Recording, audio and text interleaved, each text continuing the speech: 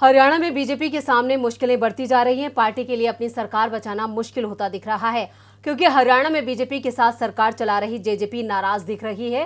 संकेत यहां तक मिल रहे हैं कि जेजेपी सरकार से समर्थन भी वापस ले सकती है।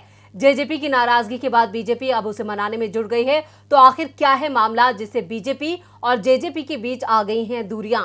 देखते हैं ये रिपोर्ट। जननायक जनता पार्टी के नेता दिल्ली में मंथन कर रहे थे तो हरियाणा में बीजेपी नेताओं की धड़कनें बढ़ती जा रही हैं। जेजेपी में मंथन चल रहा था कि क्या हरियाणा सरकार से अलग होने का वक्त आ गया है।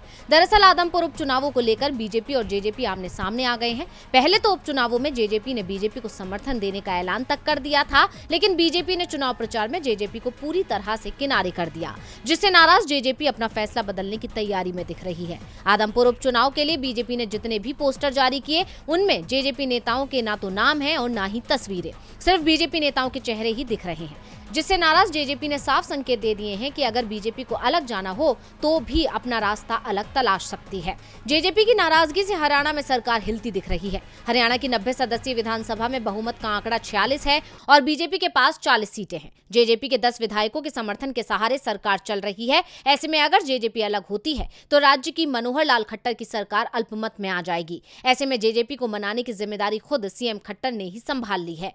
उन्होंने कहा कि हरियाणा में जेजेपी बीजेपी गठबंधन में मजबूती से काम कर रहा है। हमारे बीच में कोई विवाद नहीं है। आदमपुर में तो अभी सही तरीके से प्रचार भी शुरू नहीं हुआ है। लोकल लेवल पर पोस्टर जारी किए गए हैं, इसलिए कुछ गलतियां हो गई हैं। जब सही तरीके से चुनाव प्रचार शुरू होगा तो मंच पर जेजेपी के नेता भी दिखाई देंगे। पोस्टर में उनके नेताओं की तस्वीरें भी दिखाई देंगी। जाहिर सी बात है कि खट्टर का ये बयान जेजेपी के गुस्से को शांत करने के लिए है। ऐसे में देखना है कि क्या जेजेपी उपचुनाव में बीजेपी का समर्थन करेगी। वैसे हरियाणा में अब तक हुए उपचुनावों में बीजेपी को झटका ही लगता रहा है। उसे उपचुनावों में लगातार हार मिलती रही है।